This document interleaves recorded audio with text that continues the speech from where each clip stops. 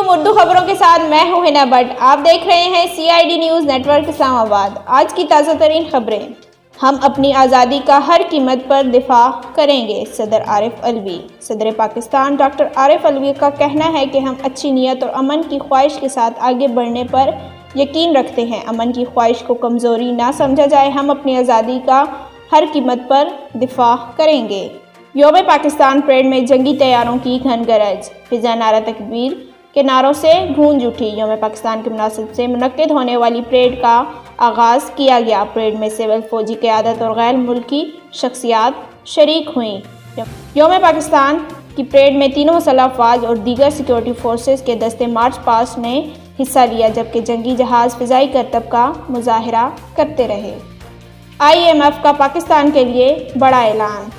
IMF کے executive board نے پاکستان کو $50 کروڑ قرض کی منظوری دے دی۔ یہ قسط بجٹ سپورٹ کے طور پر جاری کی جائے گی۔ تفصیلات کے مطابق IMF کی جانب سے پاکستان کو $50 کروڑ کی قسط جاری کی گئی، جس کا اعلامیہ بھی جاری کر دیا گیا ہے۔ اعلامیے میں بتایا گیا ہے کہ قرض کی منظوری IMF ایگزیکٹو بورڈ نے جائزہ مکمل کرنے کے بعد دی ہے۔ پنجاب کے بلدیاتی ادارے بحال کرنے کا حکم۔ عدالت عظمیٰ نے 2 سال قبل معطل کیے پنجاب کے بلدیاتی اداروں سے متعلق بڑا اور تاریخ ساز فیصلہ کیا ہے۔ تفصیلات کے مطابق سپریم کورٹ نے بلدیاتی ایکٹ کے سیکشن 3 کو آئین سے متصادم قرار دیتے ہوئے پنجاب کے بلدیاتی اداروں کو بحال کرنے کا حکم دے دیا ہے۔ شوگر مافیا کے خلاف بڑا قدم، 2 مقدمے درج، 10 بڑے بروکر نامزد۔ شوگر